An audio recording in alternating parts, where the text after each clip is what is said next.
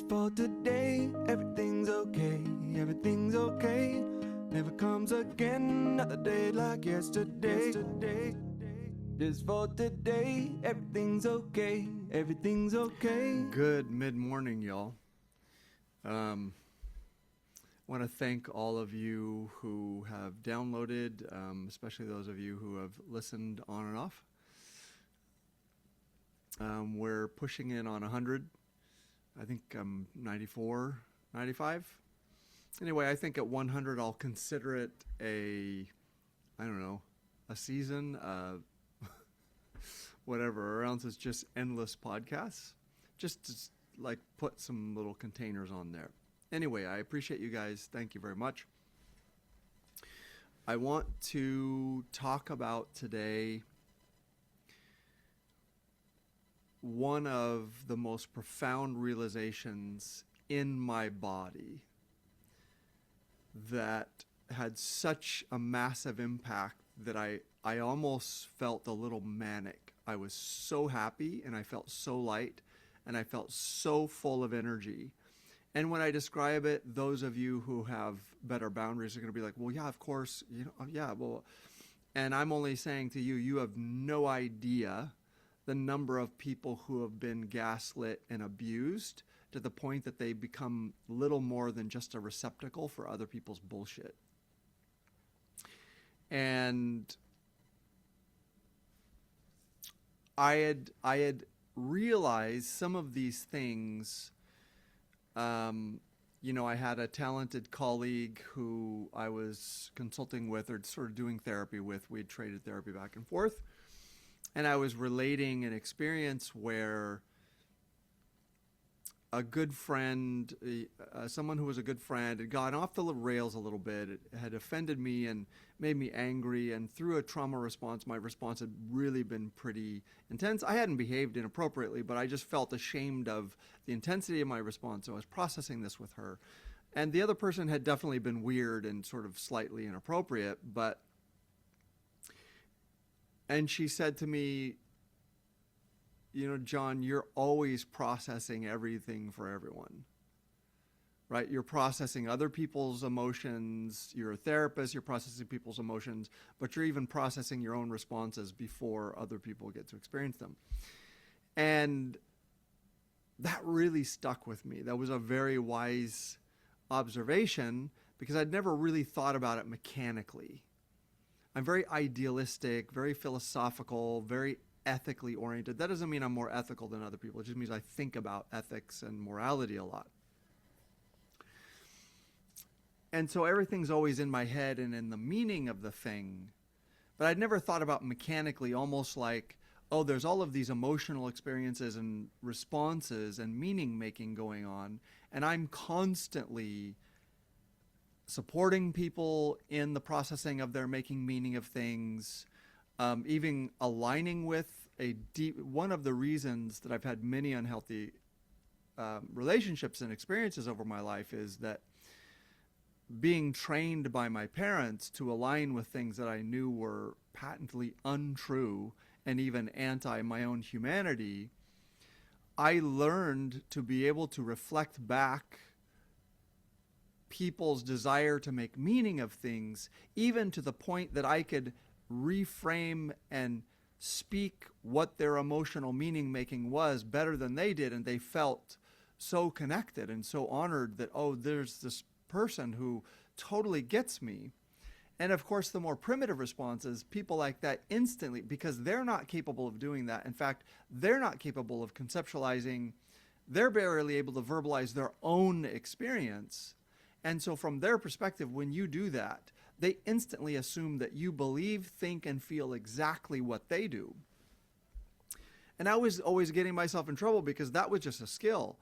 Often I could feel exactly the opposite, or I could feel deeply offended by what the person believed. Let me say this right now, right to you. This is part of the reason why I'm a good therapist. I can totally align with you. I can express what you're attempting to express. I can tease out the details of it. I can do it in a way that's neutral and not judgmental, while simultaneously being profoundly offended by what you believe and what you think and the meaning you're making of a situation. Totally capable of doing that. Used to do it all the time.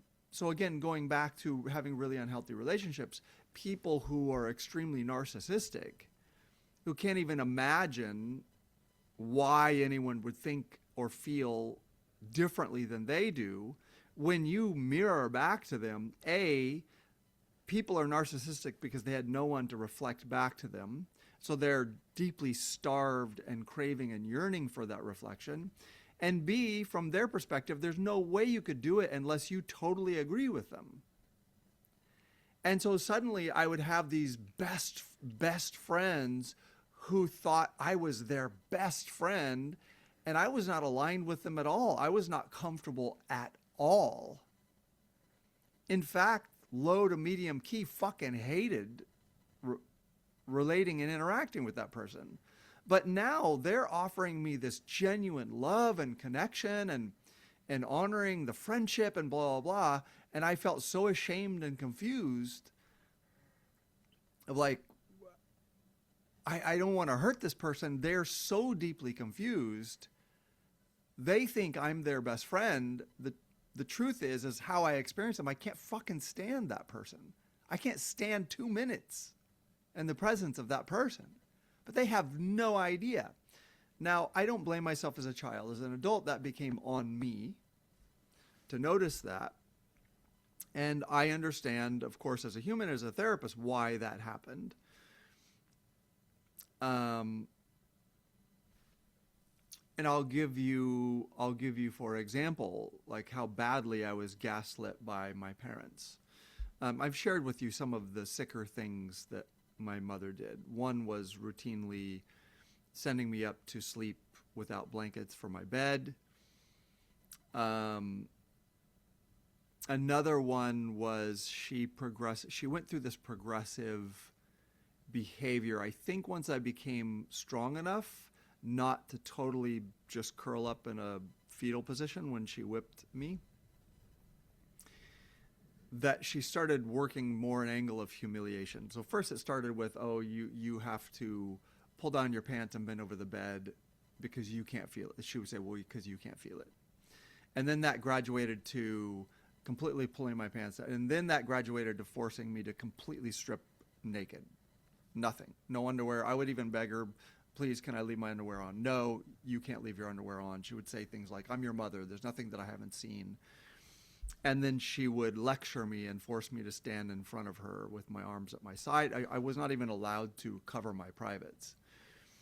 Right, so this is egregious. This is molestation. This is a parent molesting a child. More a purpose of humiliation than sexual, but it's molestation nonetheless. So this is egregious. If a social worker or DCFS or anyone realized this, I probably would have been removed. She probably would have been arrested, at least temporarily. So this is an egregious child abuse. And when she ended these sessions, she would always force me to hug her. And if I was angry or resistant or like I really didn't want to be touched, I felt so ashamed and humiliated and so dirtied by the experience that I didn't want to be touched. But she would actually hug me very warmly and be like, give your mother a hug. I love you. I do this because I love you. So you can see this massive disconnect of she did this extremely violating, abusive thing, and then she wanted it to mean something about her, that this was, whatever. She was a bit sadistic and pretty sick. So whatever it meant, who cares? But she wanted it to mean that she had done something normal as a parent and that she just did this because there was no other way to reach me or to, change my behaviors. By the way, my behaviors were just fighting back when my oldest sister beat me up. Let's not even add the sickness of those things. So let's add that component, right? My oldest sister relentlessly harassed and bullied and beat me up for most of my childhood. And then this narrative was put forth of like, oh, John's fighting with Chris. John's fighting. At best, it was their fighting like it was two people. I was just getting beaten up and then getting whipped for either reporting to my mom. She would whip me for reporting to her. She would whip me for crying, and she would whip me for fighting back. So you can see in both of these situations, there's the reality, right? There's a 5-year-old kid getting bullied, beaten up, and tormented by his older sister. That's the reality. And then there was a narrative of like, oh, John's always picking fights with his older sister. There's a complete disconnect, right? There's something completely opposite, very twisted, very sick. But in order to survive my childhood, I had to align with the lie. Not only did I have to align with, to go back to the other experience with my mother, she was not just forcing me to submit to the experience. She would watch my face and my body language and force me to generate an emotion and a body language of warmth, right? Or she would verbally chastise me. It's like, oh, I'm your mother. I love you. You give me a hug. You know, you're fine. Stop making, right? So she would literally force me to generate and align with her desired emotional outcome from abusing and molesting her own son between, 6 and about 8, whatever it was. I was forced to not only acquiesce and give in, because that's what you have to do with an abusive parent, but also to generate the thoughts, the body language, the somatic state and the emotional state that she required to sign off on this sick child abuse, right? And in the other case, again, my oldest sister was like just relentlessly bullied me. And the narrative was, oh, John's always picking fights. John's picking fights with the girls, right? And this would happen in front of my mother. And if I defended myself, she would say, you started it, right? My sister could torment me, bully me as long as she wanted. But the moment I became angry, my mother would say, you started it. You're the one who started it. You always start it. So if you guys are not familiar, this is a sickness of borderline personality disorder. They have such extreme black and white thinking that once they fit a child into the no good category and a child into the all good category, it doesn't matter what those children do. That's just who they are, period. That parent doesn't care what they see right in front of them. But for me, the experience was not only having these glaringly obvious experiences with these qualitative, like extremely unfair. I was being victimized. I was being bullied. I was being molested. But then I had to configure my brain and my body and my emotions and even my words to align with the reality that my mother wanted to be true, or at least what she used to cover what she had done, to lie about what she had done, right? So again, to sort of like explain why, even as an adult, I didn't realize I continued to have these relationships with very narcissistic people because they were profoundly attracted to me, because I had been forced to learn the skill of altering my very body energy and my emotional content to fit the narrative of my mother, who was strikingly narcissistic and sociopathic. She really, really struggled with empathy. And I don't mean like Dexter, like a serial killer. I mean, it literally worried her and she struggled with it because she knew that she didn't feel what other people felt. She would say things like, oh, that's terrible. It's terrible. Terrible what they did to those people. But you could just tell from her behavior and how she talked about, for example, disenfranchised or bullied or hurt kids in my community, like she was brutal and cold in how she talked about kids. There was just a total lack of empathy. But she struggled with it. She worried about it. And she learned to sort of imitate it and to fake it later once she realized, oh, I can't act this way. Okay, so to come back to the point, I didn't realize for decades of my adult life that I wasn't responsible for learning the skill. I wasn't responsible for what happened to me as a child. But sooner or later, I was responsible for recognizing that there's this thing that I do, right? I used to just end up, there were cases where I ended up with an intense, white-hot, rageful hatred of people that I felt like I couldn't escape. I had one roommate, I won't say the experience, but I had a roommate in a situation who was extremely childish, like the level of self-centeredness was wild. Like literally every time I left our living space, it was like, oh dude, are you doing blah, blah? Can you buy me? Like no shame whatsoever. It was just like, buy me this, buy me that. Every time I moved, hey, can you do this? Well, and I just simply didn't have this. I ended up hating that dude's guts. He didn't deserve that hatred. I mean, he was extremely self-centered, but he didn't deserve that hatred. Whatever, right? So I didn't realize that I had this deep instinctive skill to configure my own energy to make people comfortable across the board. They could be doing something horrible to me, like both of my parents did, but especially my mother. They could just simply be extremely narcissistic.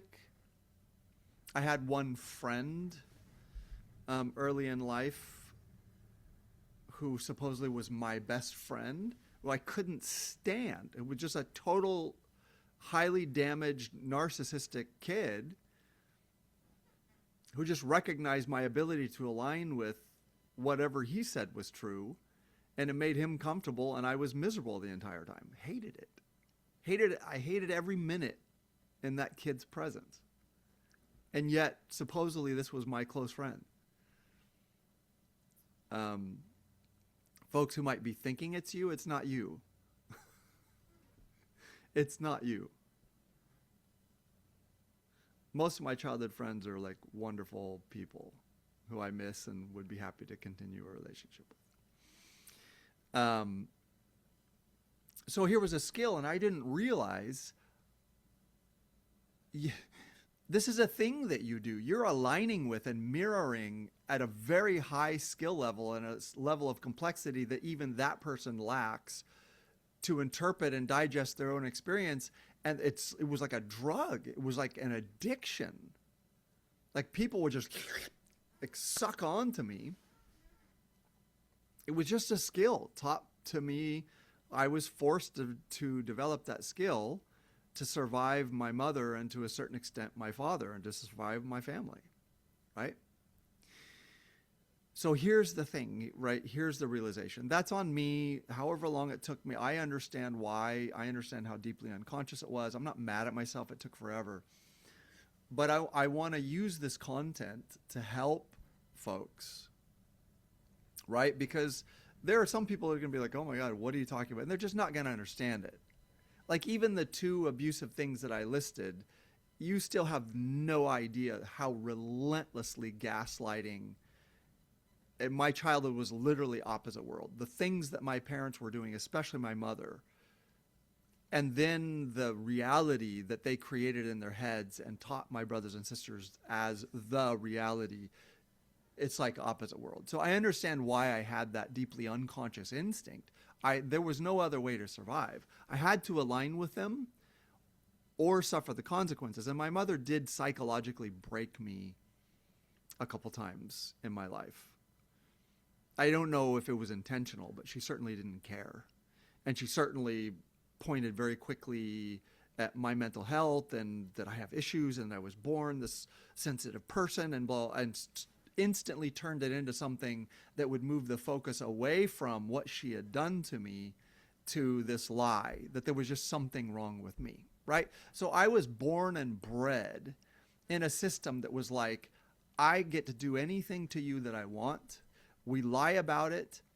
Not only do we lie about it and deny that it happened, and everyone in the situation has to lie about it and deny that it happened, but you, John, have to configure your brain and your body and your emotions to reflect the reality that I say is true, and you have to do it better than I do.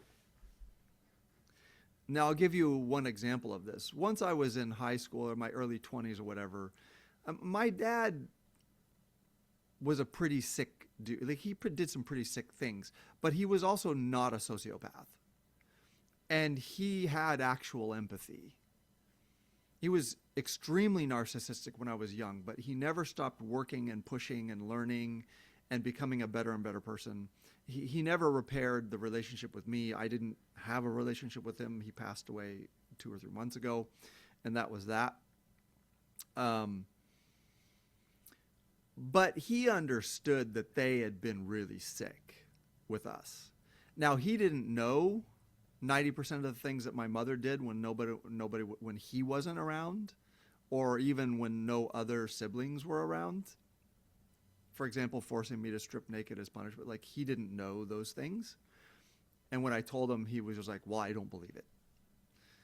Now, where was I going?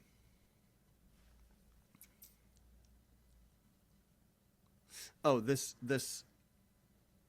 skill, right? Why this lasted for so long, that there was this profound instinct for me to configure my emotions, my body, and my psychology to reflect back to people. Oh, I remember. I was going to talk about the fact that my father developed some self-awareness, and I'll give you an example of how codependent I was, where I came back to visit in my 20s, like early 20s, 23, something like that. And I don't know how my parents were like really great at refusing to take responsibility until some random moment they would just drop some comment that was them pretending that they were taking responsibility. It was like, well, I said it, but it would be in some weird circumstance where you're like, we're not going to address this now. What the fuck are you like? If you want to have a conversation, have a conversation. If you want to own your shit, own it. Like, don't just drop some random conversation at dinner, some random comment sort of acknowledging that things were not right. That's you are full of fucking shit, right? You guys watch for this. Extremely emotionally immature people and narcissists will do this. Once they realize the jig is up and they realize they've really done something wrong and they're struggling with it and they want off the hook, and they know that a responsible person, ethical person would acknowledge it, blah, blah, blah, they will drop an extremely vague, abstract reference to what they did in some random moment when there's no way you're going to address it in that random moment. Watch for that, man. Watch it. Emotionally immature and extremely narcissistic people, once they realize the jig is up, I've really fucked up, I've done some things that are legitimately wrong, I can't think around it, I can't talk around it, I was wrong. If I'm being an adult, I shouldn't make excuses, I should acknowledge it, I should apologize. They will wait till some random fucking time when that's not where your head is. They didn't come to you and go, hey, when you get a chance, I want to have a conversation with you. It might be kind of heavy. Maybe it should just be you and I. If you have they're not going to do that. They're still not honoring your experience and the fact that you're a human being. They just want off the hook, right? So in some random moment, so that's what my dad did, is he, like, in some random moment was like, well, we abused you kids. Okay. You've got him, who I wouldn't say exactly intentionally, but with full knowledge, multiple, at least 3 or 4 times in my childhood, when if it was cold or if the cat was getting out of the sun, we would have a pet who would sleep on top of the tire of the car. And we as kids would be worried, like, oh, don't hurt the cat, don't hurt the cat. And he'd be like, it'll get out of the way or it won't. And with us in the car, he would get in and with full willingness and consciousness drive over the cat. And we would hear the cat scream and feel its body crunch under the tire. And then my mother would not get angry at him, would get angry at me and be like, you're the boy, it's your job to take care of the pets. And she would make me get out and bury my pet, right? This is how sick these people were. I had at least 2 or 3 experiences of that. And again, my mother would get angry at me. She'd be like, you're the boy, it's your job to take care of the pets. Not her husband, the adult, who just with full consciousness, verbally acknowledging it, was like, whatever, and just drives over her children's pet, right? She's not angry at him. She's angry at me, the 6-year-old. That's how sick it was, right? Then there's my mother molesting me, forcing me to strip naked, sending me up to sleep without blankets, knowing that I was sleeping without blankets because she would come up and take a pan of water and dump it on me to wake me up in the morning. And so that went on for 2.5, 3 years, sleeping with on and off without blankets, shivering all night, not sleeping all night, sitting there freezing in stark terror in the dark. Like all of that stuff. And they abused my older sister pretty badly too. And all of us, we were neglected, right? So all of that results in, well, we abused you kids in some random moment. Okay, so here's my codependency. Here's my thing, right? So I was like 23 or 24. I had not even begun to deal with what I had grown up in and how much damage it had done and how much damage I was living in at that moment. Clearly, if I said what I said, and I was like, you know, we all succeeded and we're hard workers, whatever, you guys did fine. I'm reassuring my parents who did that shit, right? A father who willfully ran over our pets, a mother who got angry about it, forced me to bury them, who forced me to strip naked as punishment, who set me up between 50 to 100 times over 2 or 3 years to sleep without blankets and then would dump water on me to wake me up in the morning. Right? I'm taking care of them. I'm aligning with them. Not only am I reflecting their reality, but I'm playing this game. I'm aligning with them, right? Now, during those moments, my father is offering me a kind of moral and ethical adulthood that felt good. I felt like a responsible person. I felt like a strong country kid who might have had it rough, but everything was fine, you know, blah, blah. You know, you get through it. I'm not one of these whiners who whines about their parents ruined their life and, you know, all of the shit that's part of the zeitgeist in places like where I grew up, which is a real strength, right? There are real strengths to that attitude. Like, don't whine about it. Just make something of your life. But I was whitewashing and washing away what they did, which was significantly abusive. Not the worst of the worst, right? They were not raping their kids and burning them with cigarettes and starving them until, right? But was very abusive.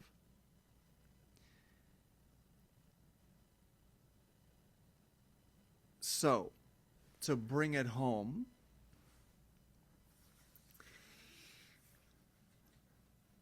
I understood, right? Once I went to therapy around age 27, 28, there was this long, extremely painful, destabilizing process of being in therapy for 10 to 15 years. While my family continued to gaslight me, while my mother actively continued to lie. Not only lie, but she actively So again, this is very borderline, very psychopathic. For example, once I was in therapy and still idealistic and in denial and full of shit about who she was, I felt like I wanted to have a conversation with her, and I wanted to say, like, what happened? Why did this happen? Because I knew that she'd come up many, many times and seen me without blankets. So I was like, I'm in therapy, and I called her up, and I was not mean or cruel or whatever. I was just like, I want to get into it, and it's like I slept without blankets. Like, what happened? I said it just like that. And on the other end of the phone, in front of my nieces and nephews, in front of my brother and my sister-in-law, she collapsed wailing in this thin, reedy, pained voice. All I ever did was take care of you kids. And she collapsed in my sister-in-law's arms. And I'm pretty sure my sister-in-law hated my guts for years. And my brother was infuriated. He bought a plane ticket and came down and blah, blah. And when he saw the discomfort in my face, he was like, well, at least you feel guilty. Right? So this person, not warped, but literally erased reality and built this sick, feverish, twisted version of reality that protected her from any responsibility, that literally protected her. She lives, I think, outside of herself, outside of her own reality. I know a few things about her childhood. I know no one ends up like that. Like, I don't hate my mother. No one ends up like that because they had a life that was even close to nice. And I know a lot of stuff about my dad's childhood, and it was horrific, right? I understand, as a human and also as a therapist, I understand how someone ends up there. Like, I'm not that mad anyway. Like, I don't hate these people. But here's the point. It took me 2/3 of a lifetime. If I'm lucky, I would like to live to be 120, but that would be just half my life. If I'm lucky, it's 2/3 or 3/4 of my lifetime to recognize this one move that I do. So obviously I started trying to navigate and negotiate with these people. Had a few arguments with my mom. I ended up cutting both my mom and my dad off. When I told my dad what my mom had done, like 15, 20 years later, he was just like, well, I don't believe it. And that was it. That was the last time we ever talked. Arguments with my brother, with my sister, my older sister, who was there for a lot of it, but she's like totally in denial. When I discussed the molestation with her, my mom had already prepped her and convinced her that religion made her do it, right? This is Seventh-day Adventists don't teach you to force your kids to strip naked as punishment. That's not a thing. And the fact that my sister buys it when my mom didn't use it. Look, if that's what she believed, and she was very abusive with my oldest sister, it didn't happen with anybody else. It only happened, she did that to me because I was the primary object of this very sociopathic person who had a hard time. She needed somebody to hurt when it really comes down to it. And I was the person, right? So again, to come back to the point, there's this massive lie. And I spent many years arguing, negotiating, right? I sort of asserted myself in that conversation with my sister that was only about 4 or 5 years ago, where she couldn't handle it. She couldn't handle the conversation. She just kept turning the conversation to how abusive dad was. How abusive, it's like, my dad was nothing compared to how abusive and sick my mother was. And my sister can't handle it. She can't. Like, I literally told her factually, point by point. She doesn't even deny it because her and my older sister actually walked in one time when my mother was forcing me to strip, and they were like, what are you doing? What are you making him do? So she knows for a fact that it happened. She just can't deal with it. Like, oh, my dad was abusive. My dad was horrible. He kind of was, but nothing like my mother, right? So you have this whole system, and I argued and I argued and I argued and debated and blah, and then you stop doing it because you got to grow up and realize that you're just making yourself miserable. You're going to have to make a life, be happy, and move on, right? Just have a life. That's it. You know, fuck these people, whatever. Just move on. But you still have arguments in your head. And I had this, so coming to the point now, I had this body somatic experience that was so freeing that I almost felt manic for a couple weeks. It still feels free, but my nervous system has settled down. It started with the intellectual realization that when you argue with abusers and when you argue with people, right, my brothers and sisters have totally participated in this entire thing, and they've been okay doing it as long as they got money from my parents and they got support from my parents. As long as they were not being abused, my oldest sister, who was badly abused, is the only one who ever sort of like would discuss it with me. But the other three, as long as they were living nice lives and going camping and getting money from my parents, they were totally fine with allowing the lie to stand. Not one of them ever came and said, okay, talk to me. Like, what happened? What is it that you're saying happened? Not one. Not one. Even when I stopped talking to them for like 10, 15 years, not one of them called and said, okay, John, we don't want this to happen. Like, we don't agree with everything you're saying, but talk to me. What are you saying happened? Why would you do this? Why would you cut us all off? Right? So they all participated in that. And I realized that even in my head, arguing and debating them wasn't because I was standing up for myself or asserting myself. It wasn't. It was me operating on a contract that says the consequences of your behavior are mine to be suffered in my brain and in my body. And the only way I can hope to offload those consequences is I have to talk you into acknowledging the consequences of your behavior, and you have to own the consequences of your behavior, and you have to give me permission to be free of the consequences of your behavior. Right? My mother, my father, my siblings who totally participated in this whole thing and are still participating in it. Right? Arguing in my head, or even debating or having the debate, even in my head or with them, isn't because I'm standing up for myself or asserting myself. It is because I've already agreed to the contract that my brain and my body has to take responsibility for the consequences of their actions to me.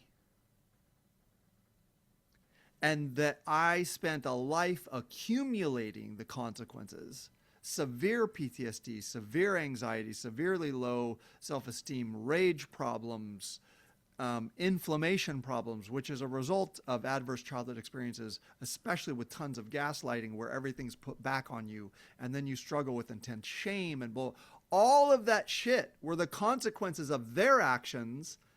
They did not belong to me. And trying to negotiate with them was me going, well, maybe we should share it. I'm partially responsible. It's like, no, I'm fucking not. I've done bad things. I'm a human. I was mean. Like, you can't just lay everything off on child abuse. There were times that I was mean or petty, or like I handed the abuse off to my brother. Like, no, I've been a bad person. Those consequences are mine. But all that shit that my parents did and my brothers and sisters participating in it, the consequences of that I had taken into my body and allowed them to weigh me down and make me sick. And what I realize is this is not conceptual, psychological, or ideological. This is mechanistic. It's a mechanism by which systems or family systems literally pin down a victim and force that victim to take into the body the consequences of the entire tribe's behavior. And the more abusive and sick the tribe is, the more disproportionate that scapegoating is. The sicker and more abusive the family system, the more disproportionate the scapegoating of the victim is.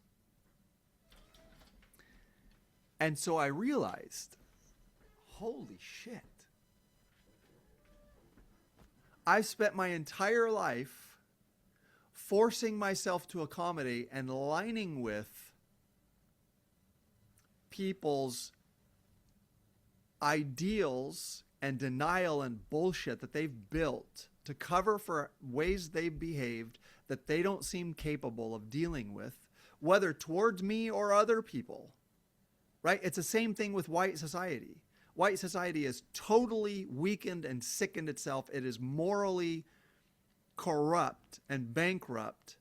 And you cannot talk your way around it because as a society, we have literally violated, raped, abused, enslaved, and murdered, and shamed and controlled the black population in this country for hundreds of years. There's nothing you can do. The consequences are yours. It's over. If you're a white person in America, you just have to accept that you are a member of a group that is morally rotten and corrupt. It doesn't mean you are. It doesn't mean I am. I don't feel internally, inherently, morally rotten and corrupt. But there's nothing to be done. The consequences are already, you have already earned the fucking consequences. There's no way around it. There's no way to talk around it. There's no way to go, well, it's because black people are like this or like that, but that's all the same shit. You did what the fuck you did. The consequences are the consequences. And they were never black people's. They were white people's. Right. So let's bring it back to, in my situation, I had sat there and allowed the consequences of what people did to other people in my environment when I knew things were right and wrong and blah, like whatever. I've talked about, for example, working with a veterinarian who was still docking, who was willing to dock puppies' tails without anesthesia because they're young, so they just take scissors and just cut them off. Right? People who want the stubby little cute tails. I knew that was wrong. And when they were crying and he was like, oh, they're crying for their mother, I knew he was lying and just covering for the fact that he was inflicting extreme pain and trauma on babies. I knew it was wrong.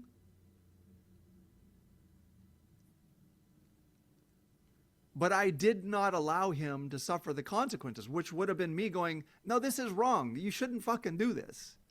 You should not be doing this. No one should do this. You should never cut off an appendage of an animal or any living being without anesthesia and pretend that because they're babies, it's okay. And I still like the guy. But he was a sweet guy. Not super ethical, but whatever. But directly in relationship to me, it was almost like I had been taught that in the entire universe, I'm the one thing that deserves anything that's done to it, no matter what the circumstances are.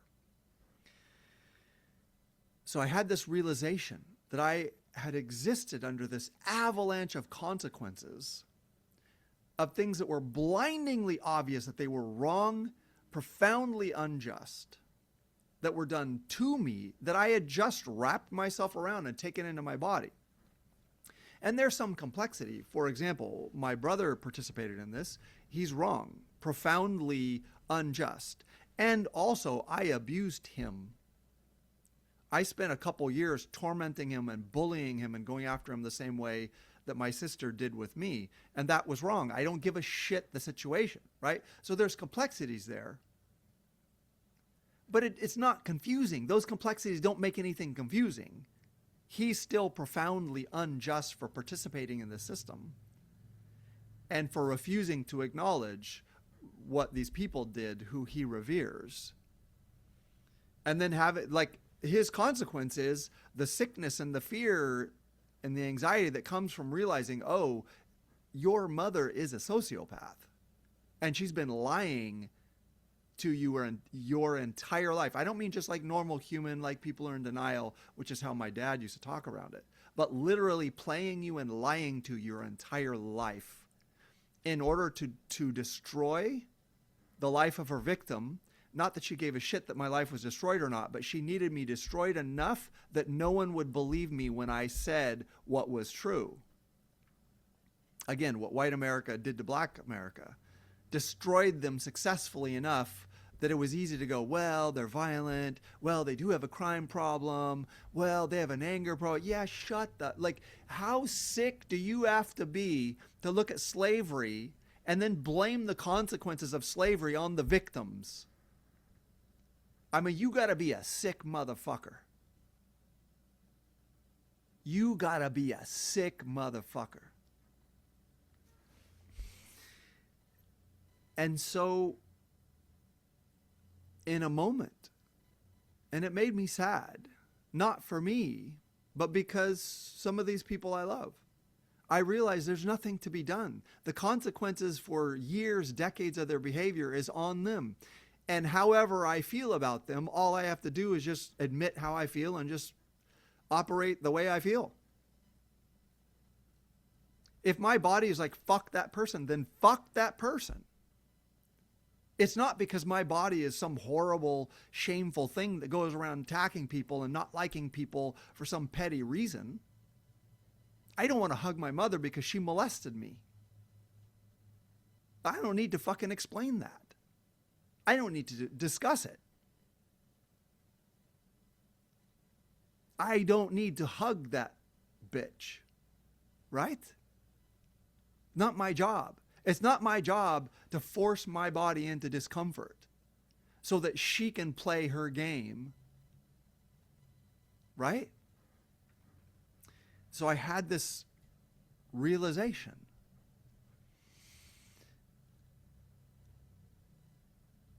All of these consequences, all of this inflammation, all of this rage, all of this heaviness, these periodic profound depressions that I solved. I've talked to you guys about that I've solved that, but I had to do an enormous amount of work. I spent probably 15 years of my adult life doing nothing but therapy and learning to cope with what they had done to me. I did not build a career.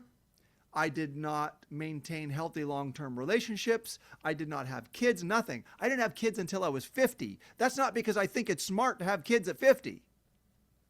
My son's going to be graduating high school when I'm fucking 70. That's not optimal outcome. I didn't do that because that's a smart way to do it. I did it because I knew I would be a horrible father while I was going through that shit. And also I had no career and I had no money. That is a direct consequence of what those people did and of me fixing it.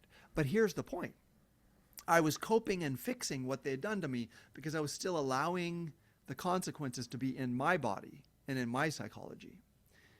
And the moment I realized there's nothing to discuss, there's nothing to argue about, there's no like, you guys need to take responsibility. No, it's over. It's done. It's over. They didn't take responsibility. There's no taking responsibility now. Can you imagine after my mom destroying my childhood, destroying most of my adult life, me finally putting everything together,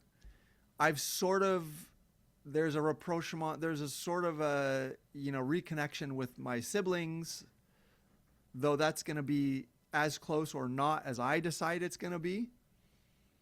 Can you imagine if my mom came and acknowledged it? It's like, it's too fucking late, man.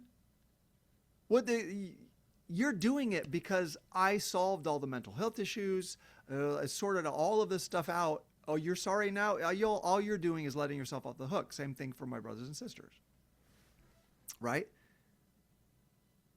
You already allowed the estrangement without reaching out once for 15 years.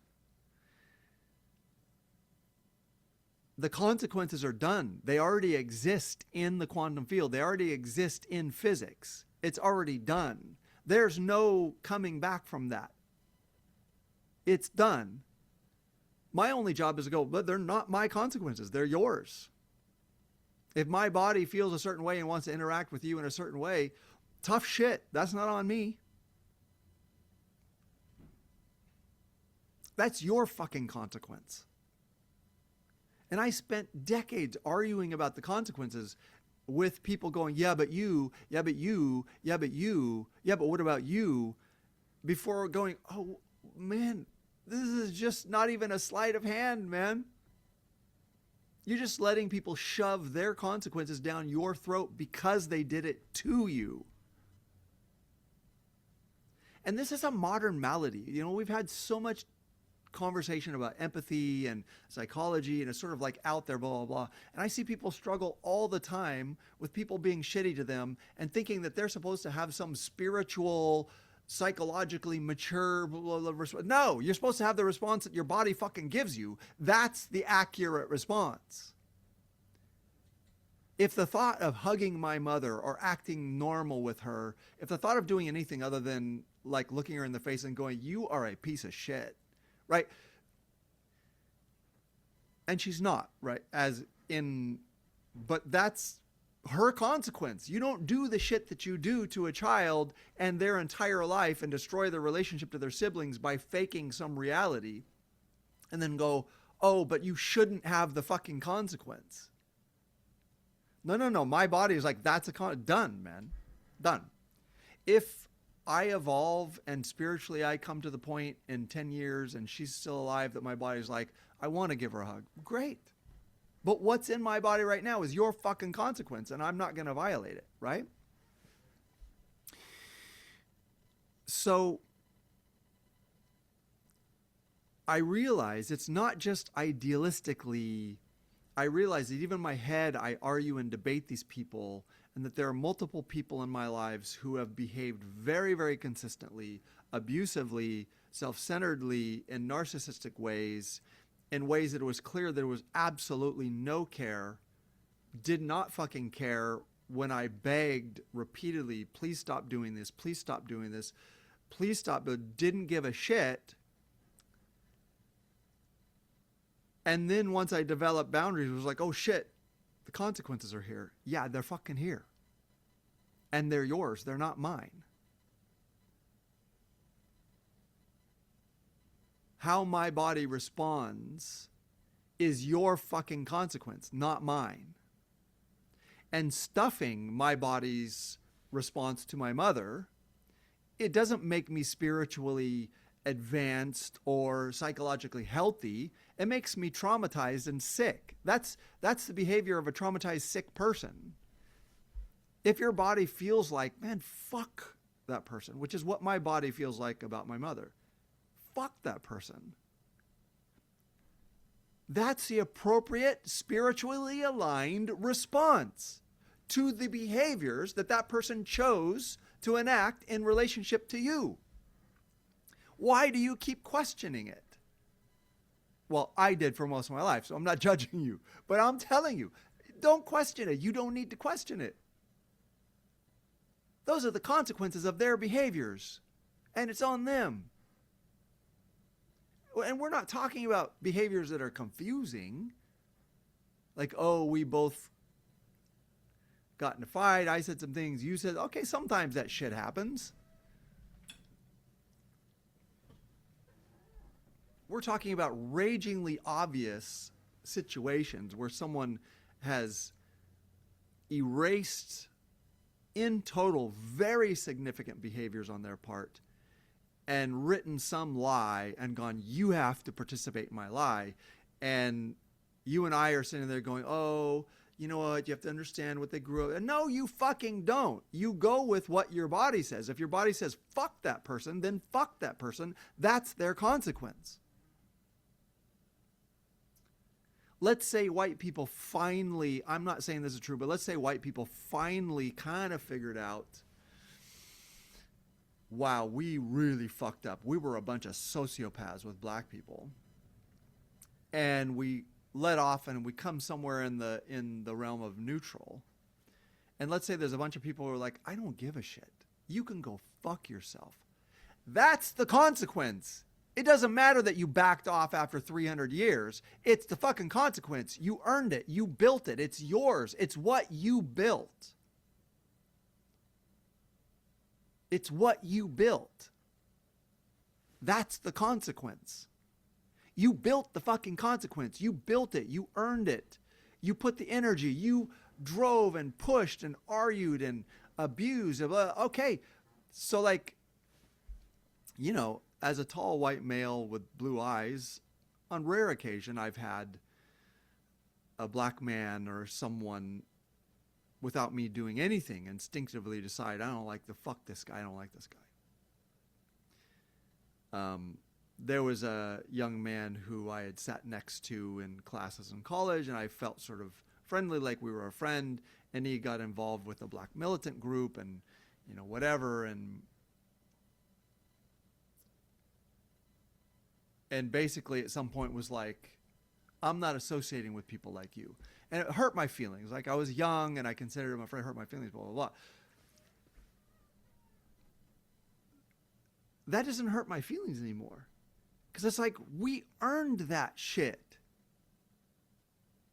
We earned it. You don't do that shit for 300 years and go, oh, no, I want it to be over. But it's over. That's how that shit works.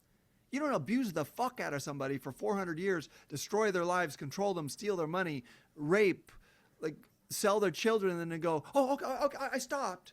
Oh, okay, you can't be mad. No, shut the fuck up. The consequences are the consequences. You generate energy, and that energy accumulates in this four-dimensional reality, and it doesn't go away. The best you can do is just own, like, if there are black people who would look at me and go, dude, I don't give a fuck how you act. Fuck you and fuck your people. Okay? If I can show you love, if I can do one thing that honors you as a human being, if you're like, dude, I don't give a fuck how you are. Fuck you and fuck your people. I will show you love and respect by going, okay, and walking away and maintaining that space. Not like a lot of white people who chase people. Oh, I'm sorry, but I really want to apologize. Knock it the fuck off. The consequences are the consequences. You built them. You earned them. What are you, 3? Okay. Another raging example of violent, sick, sociopathic abuse of people by a society who have then mealy-mouthed that shit ever since. And maybe they equalize some things a little bit. And they're like, yeah, but look, I don't know what they're complaining. They're just angry. Like, shut the fuck up. You're not just 3, you're retarded 3. Anyway, so to come back to the point, I had this realization. It's mechanical. Don't have thoughts about it.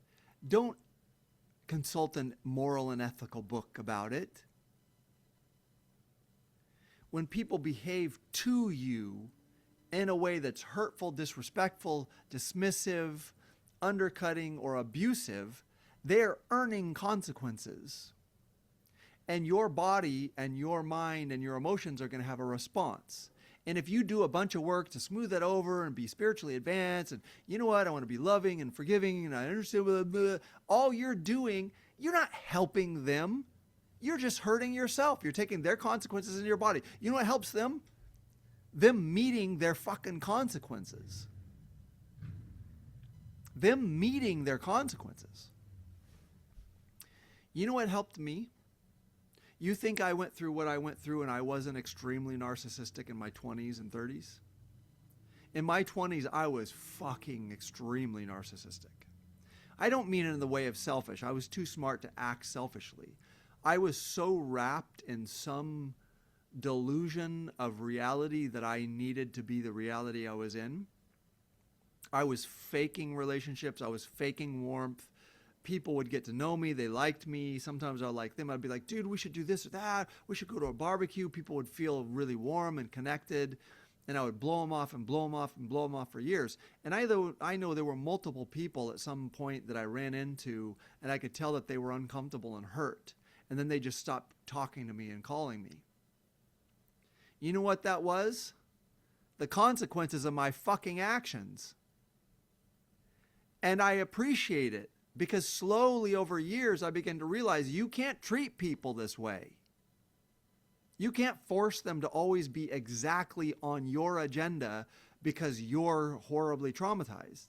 Okay, I understand. I don't feel ashamed. Of course, I was horribly traumatized, but the consequences are just physics. It's just mechanical.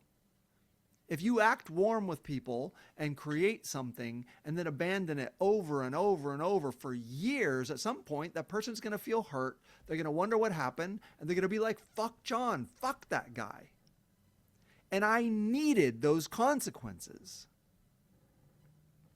When you take other people's consequences into your, but you're not helping them. You're codependent. You're stealing their right and opportunity to grow.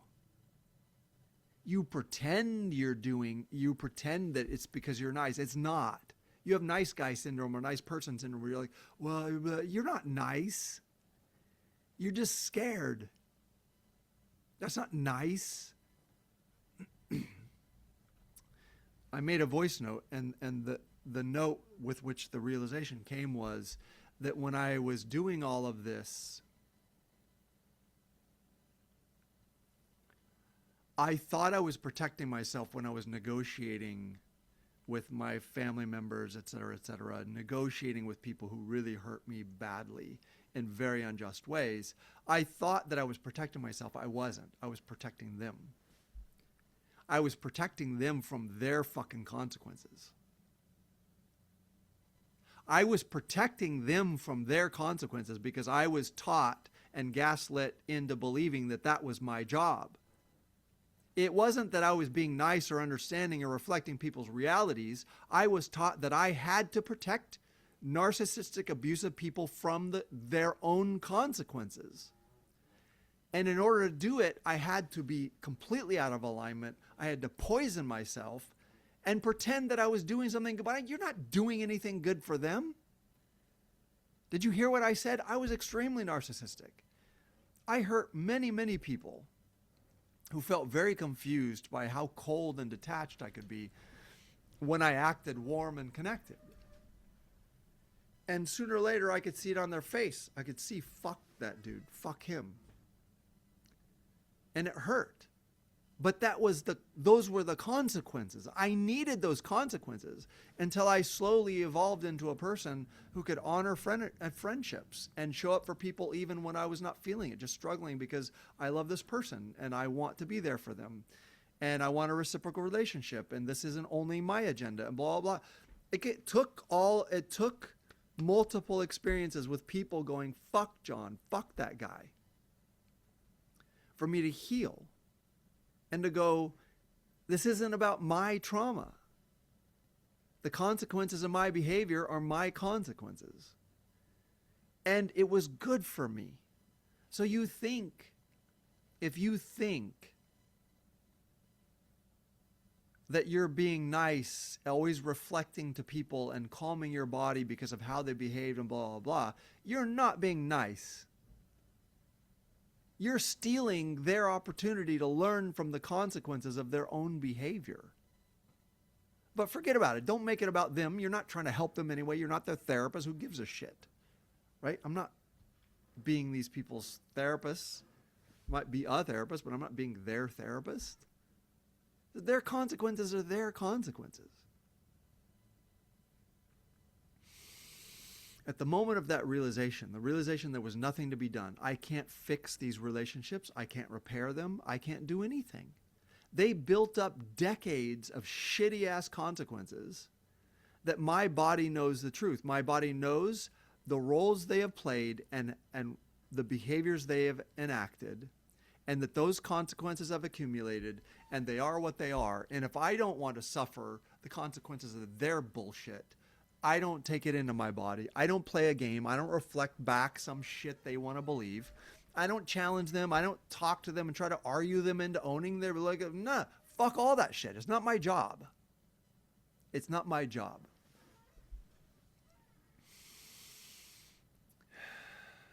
In my life, there were multiple deluges, avalanches of consequences of abusive, self-centered, narcissistic behaviors against which I spent decades speaking and arguing and debating and explaining, pretending that it was about repairing or getting them to take responsibility, when the only reason that was true was because I unconsciously believed that it was my body's job to recreate reality, to erase the consequences of their fucking behaviors. And then I had the realization, they're not my consequences. I don't need to argue with my body. Don't need to do it. My body will guide me. My body will tell me what are the rightful consequences of their behaviors. My body will guide me. I'm not talking about someone you come across on the street who's a bit abrasive and grouchy and you have a trauma response and you feel like, man, I would like to punch that motherfucker right in the face. That's just your trauma. That's you living in your trauma. I'm talking about people who have spent years, decades, being profoundly unjust, insulting, cruel, almost total lack of empathy or caring, refusal to hear you set boundaries, refusal to hear you say, this hurts me, this bothers me, please stop, please acknowledge, blah, blah, blah. In these situations, you get to just go, fuck these people. It's their consequences. It's not for me. And you know what's very interesting about that? As soon as I did that and my body released it, it wasn't just that I had a massive increase of happiness, peace, bliss, energy.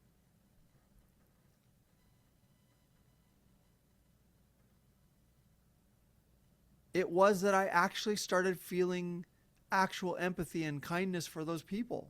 They're going to actually have to deal with the consequences of their behaviors in relationship to me or in relationship to self, because they're not in alignment with their own body. Okay. I've gone on quite a bit. I've shared quite a bit of personal information. I ask that you guys be respectful. Just want you to know how profound the disconnect is for some people, how severe the gaslighting is.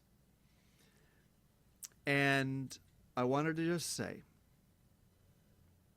there are many unconscious, narcissistic people in the world who will allow an avalanche of their own consequences to build up in your body if you sit there and reflect back to them their desired denial, their desired delusion, in order to have a relationship. You're like, well, it's my brother, it's my sister, it's this person. It's that, well, you know, they're really meaningful. Okay, if you want to do that, dude, knock yourself out. I'm just here to tell you, it just fucking hurts you. It creates depression. It creates PTSD. It hurts your body. It creates inflammation. And in the long term, it creates autoimmune diseases. I won't even go into this in this podcast. It creates autoimmune diseases. And if you carry it in your body, you will die younger. This is a fact. That avalanche of consequences that your body is indicating is their consequence. You will feel anxious and agitated if you take it in, and the moment you let it be their consequence and let your body tell you the truth about what the dynamic is that they created between the two of you, and just let it end if that's what it is, and let it be whatever it is. The moment you do that, you have no idea the amount of energy, health, bliss, joy, happiness, curiosity, drive to enjoy your life and have experiences, how much of that will come up, because it was never yours. An avalanche of consequences. It was never mine.